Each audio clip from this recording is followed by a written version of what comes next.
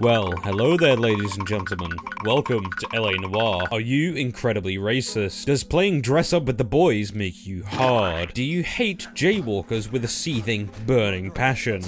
Well, why not join the LAPD? LA Noire was developed by Australia, published by Satan himself. You play as LAPD detective and member of the Asperger's community, Karl Phelps, a man out of pocket and out of work after the US military deployed Le Bomb over Japan. A man who thereafter dedicates his life to solving crimes, expending half an army's worth of ammunition on tax frauds, cheating on his wife, and sucking Corey on his way from promotion to promotion. Karl Phelps is the ideal police officer, a true American hero, if ever I've seen one. A man so unbound by neurotypical thought processes and even the slightest inkling of shame or social conservatism that no amount of death or destruction he leaves in his wake will ever trump the smallest case of littering, or even the most minute infraction of owning a dog without a leash. A man so adept at the craft of interrogation, he can flip between heartfelt and understanding. Sorry to have to tell you this, Michelle, but your mother is dead. To utterly fucking deranged. You fuck young boys, Valdez. It goes without saying that LA Noire is the most schizophrenic period piece ever conceived by man. It goes from beautifully recreating down to the grain of dirt on the sidewalk every inch of 1940s Los Angeles to a near one-to-one scale of the actual city at the time. All the way to a man using pedestrians as bowling pins as he attempts to haul them at the suspect. LA Noire is one of my favorite games of all time, and no amount of ironic script writing or post-ironic absurdism can truly communicate how much I love this game, which in and of itself is ironic, given that much of the game itself isn't a game at all. To put it in simpler terms, if you don't like the story, the acting, the pacing, or the stellar setting and environmental design, you don't like LA Noire. LA Noire has shooting, it has cars, it has people shooting in cars, but it's not GTA. You can't even pull out a gun unless your CCP facial recognition software registers the target as a certified threat to national security. Because this ain't that type of fucking game. You solve crimes. You don't create more crimes for others to solve. You do both.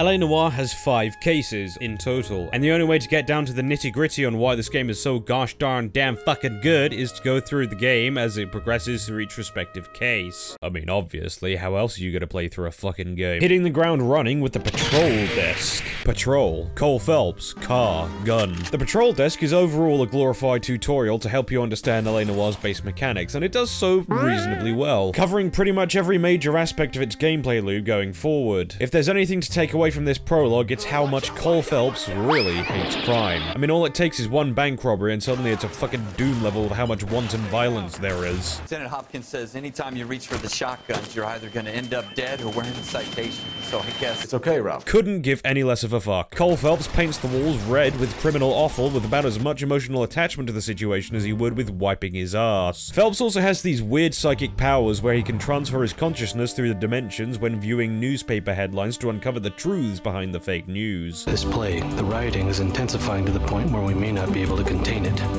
Why contain it? That's not to mention the bouts of PTSD-induced flashbacks that strike in between each investigation back to his days in the Marine Corps. Part of the tradition of the Marine Corps and being an officer in the Marine Corps is the ability to make tough decisions.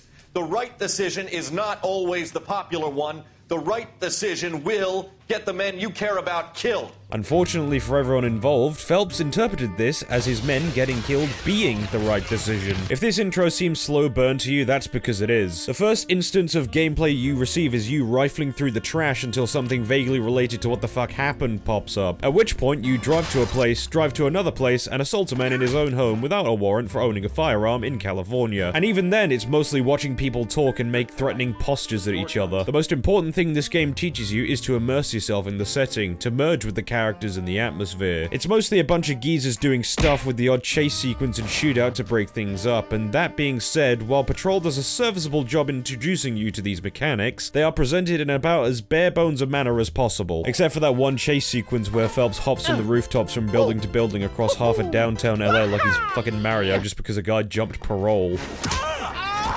And it's for this reason I'm skimming over a lot of these mechanics for this segment, because honestly, there's better parts of the game to go into detail with regarding these mechanics. The only time I failed this investigation on this desk was because I shot a murder suspect in the back as he was fleeing from his place of work. So this game is actively punishing me for trying to actually play the game like a real LAPD officer would. And I will say that despite being one of the most sprawling open world games I've ever played, it's easily the most linear, much like Mafia 2, but without the fat Italians. And this is largely down to the fact that side content outside of following the main storyline is borderline non-existent, but we'll get to that later. For now, I would like to draw your attention to a special announcement from myself and Apex Gaming, for we have come together to present to you a new line of PCs fine-tuned to perfect and personalize the ultimate gaming experience for each and every one of you watching this video. Whether it's the latest titles bulldozing the game scene like the Resident Evil 4 remake, the most immersive of virtual reality experiences, or even Microsoft Word. Our line of PCs cover every taste and every demand, because every inch of every nook and cranny of our PCs are completely customizable, from every CPU, GPU, down to the motherboard itself. Whatever your choice, it will be your PC, in every sense of the word. Coming at you with 3 tiers for 3 different budget brackets, all with guaranteed high frames results: Ranger, Hunter, and Master. And regardless of your budget bracket, you can use the code JOSHI, that's J-O-S-H-I, at the checkout for a 10% discount off your next purchase. And that's not even the best part, because you don't have to pay for everything all at once. Regardless of your budget, you can apply for a monthly payment fee for a length of your choice instead of paying for it all at once, affording you the ultimate gaming experience while looking out for your wallet. So don't be shy and give it a try. Remember, use the code JOSHI, J-O-S-H-I, at the checkout for a 10% discount of your next purchase. It may be the best deal you'll ever get as a gamer. And speaking of gaming, let's shift into 5th gear, into the traffic desk. Congratulations, you have now been promoted to detective, working the traffic desk, solving vehicular-related offenses and other completely unrelated crimes. It goes without saying that traffic is mine and many other people's favorite desk, and this is 90% down to the fact that you've got Stefan motherfucking Bukowski as your partner. Phelps, you mind if I shoot this guy? He's getting on my nerves. A man permanently afflicted by a bad case of Max Payne face. Whether he's happy or sad, angry or saucy, he forever bears the face of a man who has to put up with a lot of bullshit. And where Cole Phelps is concerned, the bullshit is never ending. Traffic is when the game really starts to get good, as the base mechanics as advertised in the prologue are finally elaborated upon and built upon in ways that actually force you to rub a couple of brain cells together. Across each crime scene and location of interest, you will find clues pertaining to your investigation, and while these clues are otherwise pretty fucking obvious, the game is pretty blunt about whether or not they're actually clues or not. Finding them won't actually force the game to play itself for you, because then in comes the infamous interrogation mechanic. Much of this game's budget and the budget of its advertising campaign went into the game's unique, if not slightly obtuse, facial recording software, which covers every inch of said actor's performance from dozens of different camera angles in different corners of the room, to capture even the most minute details of their performance. This is wonderful in theory, because there are innumerable nuances that are lost in translation from an actor's performance by only taking their voice and interpreting it through painstaking animation, or lack thereof. So allowing the actors to go wild and complete their performances as their respective characters as real, actual human beings really add to the immersion in said characters, and the story as a whole. In theory. In reality, while the performance of every actor in the game is absolute gold, they were obviously given some mad direction, especially this guy. You're lying, Morgan. One of the most vital mechanics this game has to offer is interrogation. You ask a question, they give you an answer, and it's up to you to determine from their response, the caginess of their expressions, and the evidence at hand whether or not they're telling the truth or lying. And to be fair, it's pretty fucking easy to tell whether or not someone's lying, because if they're telling the truth, the tone of their voice will 9 out of 10 be completely flat, and they'll cap it off by staring right into your soul without a shred of discomfort. On the other hand... No, I didn't go anywhere near that car.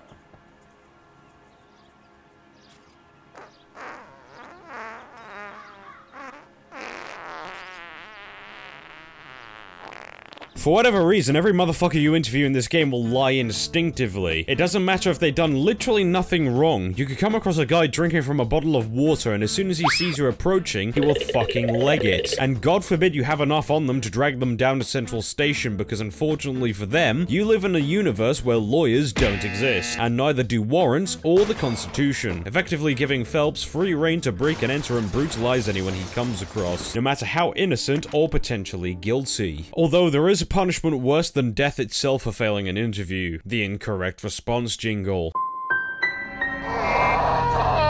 The interrogation mechanic is much better on paper when you take into account all of the evidence you collected throughout the investigation and take it into account before and during said investigation. Because nothing will make you feel like more of a fucking Sherlock Holmes giga-brained genius than remembering the single grain of cigarette ash from a specific brand of cigarette that puts the suspect directly at the scene of the crime at the time of occurrence. Literally nothing. Not even segs. The traffic cases themselves are amazing for how spectacularly they escalate at every given opportunity. One car crash will lead to you smashing a Hollywood children's daycare service. A hit and run will lead to conspiracy to murder, and a stolen car will lead you to gunning down a warehouse full of blue-collar workers due to a paperwork error. Traffic is probably the most varied for the sheer fact that nothing is ever as it seems on the surface. And every time you look deeper into the circumstances, some crazy shit comes out of nowhere and blindsides not only Phelps, but you as the player. And seriously, there couldn't have been any better of a character to accompany you throughout this entire charade than Stefan fucking Bukowski. Overall, Traffic is pretty based. It has a near-perfect balance of shooting, investigation, and interrogation unrivaled pretty much anywhere else in the game. Perfectly capped off by the masterful introduction of Roy fucking Earl.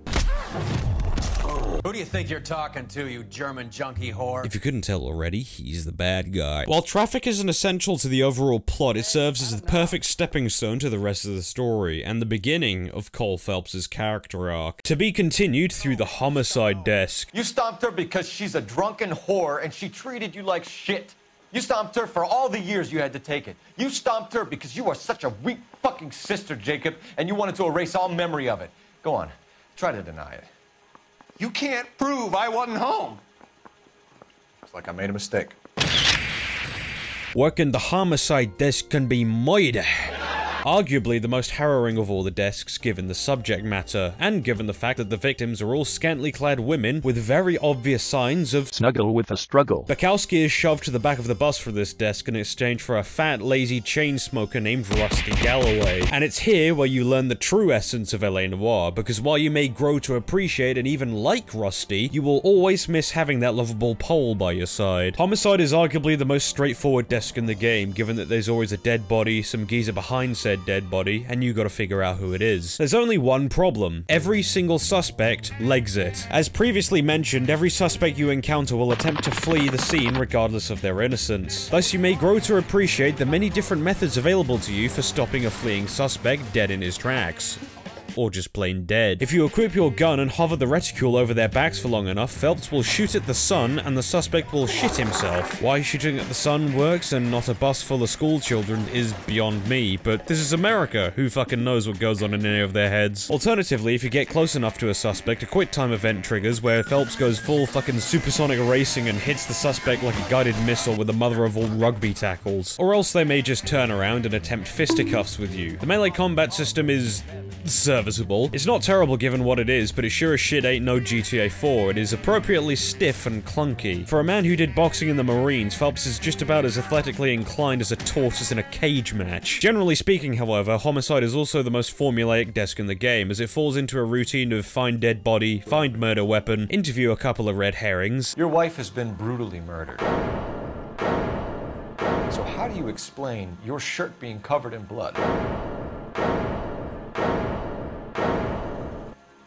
I cut myself shaving.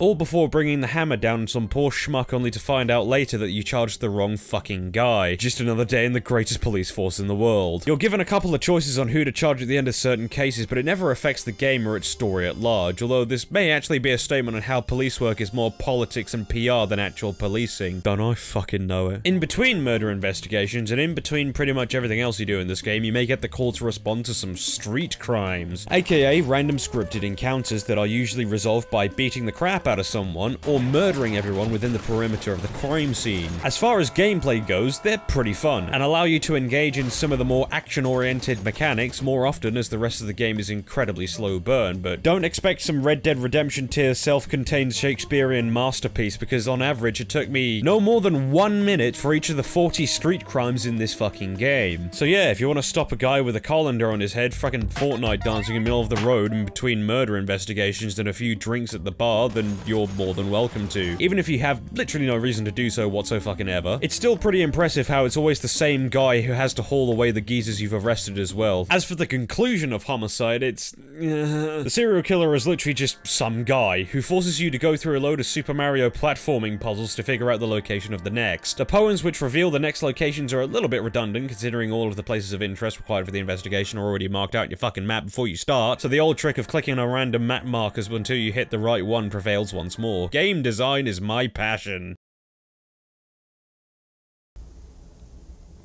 LAPD. Drugs, gambling, prostitution, popcorn. These are the cornerstones of the administrative vice desk. Possibly the shadiest and the most illicit of all the desks in the game. And who could be shadier and more illicit than Roy fucking Earl? Speaking of money, where did that roll go? I picked it up for safekeeping. The department owes me 50. In terms of gameplay, there's not much to say outside of what the player's already experienced. Except, of course, that wacky little crate-carrying minigame you're forced to play for half an hour just to open a fucking door. Vice cases are notoriously long. While most other cases in the game before this point average at about half an hour, you'll regularly find each case in Vice and Beyond stretching out to over a fucking hour a pop. And I wish I could say it was all sunshine and roses, because this is the part of the game where, running out of any ideas for any interesting gameplay variations, Team Bondi just decided to throw a load of tailing missions everywhere, and I mean everywhere, and they easily take up half the runtime for each of their respective cases. It doesn't help that Vice is also bogged down by easily the worst case in the entire game, the setup. There's no mystery or ambiguity about what's going on with the setup. Some guy was paid to take a fall, he didn't, and now the mob and his manager want him dead. Time for another tailing mission. The characters in the cases setup aren't interesting in the slightest, bogged down by the absolute mediocrity of LA Noire's worst qualities. Its only saving grace is that right after this case, you get the one where Phelps starts fucking freestyling on a Mexican guy. Here's the deal, Erto. You give me information, and I won't give you to immigration. If you've been paying attention to Phelps's wardrobe, you'll have realized just how many fucking snazzy suits this man has access to. This is because playing the game and leveling up— yes, this game has a level up system that I completely forgot about because I began this playthrough already at max level— unlocks you with new suits either assigned to Phelps in each new desk he's assigned to, or other more unique ones that come with their own buffs to the player's stats. These buffs are incredibly circumstantial, however, the worst one being accessible only through finding 15 police badges hidden across the map in the most obscured and tucked away locations possible. Yes, this game has collectibles, and it's not glorious, because the rewards for finding them are either minimal or non-existent, and the only feasible way you're gonna find them, given the sprawling urban jungle that is 1947's Los Angeles, is through a walkthrough. So basically, don't even fucking bother. Vice is bookended by Manifest Destiny, a case with a lot of shooting. A lot of shooting. And also with Phelps getting chewed out and straight up demoted because he got schwifty with some German bird. Because someone ratted him out like a fucking rat-faced piece of shit. Not defending Cole's actions or anything, but holy shit, Roy's easily got the most punchable face in the entire fucking game for how much of an unapologetic scumbag he is. The thing is, it's kind of weird because Phelps' wife is never even mentioned or even seen in the game outside of one occasion, and their relationship is, as a result, virtually non-existent. So the plot twist has no impact, and Phelps suddenly deciding to shag this German bird really comes out of bumfuck nowhere. Yakuza.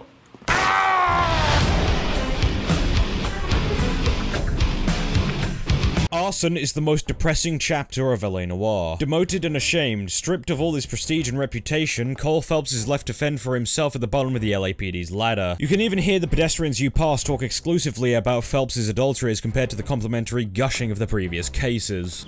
Dirty cop from the newspaper. And Herschel Biggs, Phelps's latest partner and the 1940s equivalent of the chain-smoking boomer, wants absolutely nothing to do with him. Go soak your head, Phelps. Arson is possibly the most difficult of all the desks in the game due to the fact that the narrative is now actively working against Phelps. Before this point in time, Phelps has had to deal with crime scenes and real, tangible leads with very logical conclusions leading to and from each crime scene and place of interest. With Arson, however, Phelps is now going out of his way to look for the strangest and most outlandish scenarios possible in an attempt to save face and salvage his career in spite of the department shafting him so harshly over his relationship with Elsa. Bearing this in mind and given the incredibly flimsy nature of these investigations and their respective leads and clues, this reads less of Phelps having the mother of all hunches that a serial arsonist is behind everything, and more like him being willing to sacrifice innocent men in jail or bleeding out in the streets just to get his reputation back. So for once, cognitive dissonance between the player and the main character actively plays into the game's themes and further emphasizes Phelps' desperation in this point of the story. This all immediately goes out the window as soon as Los Angeles is burned to the ground by a fucking nuke. War never changes. Arson is memorable solely for the fact that half of it has absolutely nothing to do with Phelps, but instead with Jack bloody Kelso. Mr. Kelso? That's what the sign on the door says, miss. Phelps' old war buddy and the walking equivalent of the Deus Ex Machina. Why are you locked in the bathroom? You talking to me? When faced with the conspiracy involving the highest echelons of our society, Phelps decides it's time to pull out his trump card. An angry man with a machine gun and an utterly inhuman pain tolerance to go around the city of Los Angeles and kill all the bad guys. Even though he only appears in like the last hour and a half of the game, Kelso immediately establishes himself as main character material, in some ways even over Phelps. And to be fair, Phelps does kind of uncharacteristically wimp out in the last stages of the game, while Jack goes around LA painting the streets crimson red. This is also the only desk in the game where, ironically enough, you get to play around with a flamethrower, which is more of a threat to the user than the target because of how impotent its range is. Alright, let's actually talk about the shooting a little bit, especially given how much death and destruction this game makes you responsible for in this last hour. If there was one word I could use to sum it all up, it would be stiff. The character animations are stiff, how the player moves is stiff, the cover system is monumentally stiff, and the feedback for hitting your targets and dealing damage is incredibly stiff, in that your targets will barely even flinch even when they're taking a fistful of 30-06 to the groin, and there's also that you can't tell how low on ammo you are until Phelps or Kelso throws the gun in the trash. The shotgun is easily my least favorite weapon in the game because unless you're wearing that one outfit that tightens its spread and increases its damage, you're gonna find mafiosos regularly wiping your pellets off their suits like it's nothing but dirt. The gunplay's biggest saving grace, however, is the weapon's sound design. Each gun sounding distinct from each other but with a very consistent, sharp, and punchy audio design. Then you get to the bar. And though shootouts are sparse and are overall quite short, they're very impactful to the story and have quite a few elaborate set pieces, making each one easily memorable. So to summarize, the shooting is janky, but overall, pretty fun. But what about the soundtrack? You gotta get closer.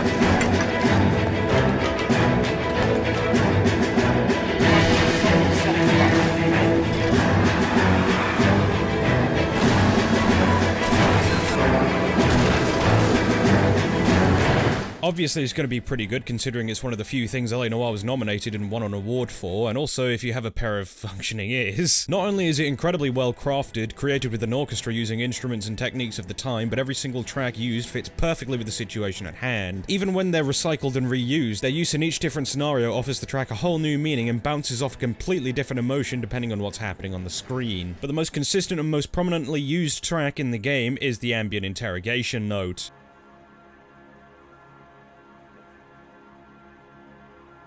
If you can make a single note sound good and perfectly play up the tension of the scene, then by all accounts you've just created a godlike soundtrack, which is precisely what's happened. From chases to shootouts to investigations and interrogations, each track is timeless, memorable, and extremely moody, much like the game that hosts it. And without spoiling any of the plot, that's all I have to say about LA Noire. If you think this outro is abrupt and out of nowhere, you clearly haven't played the game. I'm only ending the video in about as accurate a representation of the game's closing scenes as I can, and thus I announce the video's conclusion because I say so. Yeah, without spoiling anything, the game's ending is utterly impotent, failing to deliver any of the emotional weight that over 20 hours of gameplay has built up to this point, and although everything is theoretically resolved by this point, it feels like the game just really wanted itself to be over and done with, which is a very strange feeling to have when playing a game. The final cases are appropriately explosive and action-packed, and just when the story seems to be finally reaching its climax, it suddenly goes soft on you, which I can't actually believe I fully read out loud in my own script. Regardless, LA Noire is a narrative masterpiece, a masterclass in steady steady pacing and atmospheric build-up, carried by the stellar performances of its cast in the authentic recreation of 1940s Los Angeles in the face of employee mistreatment and tensions between Bondi and Rockstar. But what came out of all this chaos and the ridiculously elongated development cycle was nothing short of one of the most memorable experiences in all of video game history, and it is one of the few examples I can think of where purely narrative-based game design and world building works to the game's absolute advantage without it hampering replayability. It's kind of weird replaying this game after so many years, since the last time I touched LA Noire was when I was still into my old YTP series. So you were in your wife all night? Yes, that's correct. What size cock do you have, Mr. Mueller? 9 feet, I think. Why are you lying to me, Mr. Mueller? You're incredibly rude and insensitive. You say one more word and I will blow your fucking head off! Thanks. I knew. Yes, I also wonder why I haven't deleted these yet. LA Noire gets a big fat 9 out of 10 for me. Not flawless, and minus a few bumps in the road, nearly everything it does do right, it does extremely well, and I almost can't wait to replay it again, live on stream over YouTube at 7 PM British Standard Time. So like, subscribe, and hit the bell icon for the earliest notifications of when these live streams go live, as well as any and all future videos for this channel. But other than that, that's about it. Thank you all very much for watching, and a special shout out to the greatest patrons in the world. You're all my favorite deputies. Take care, everyone, and have a great day.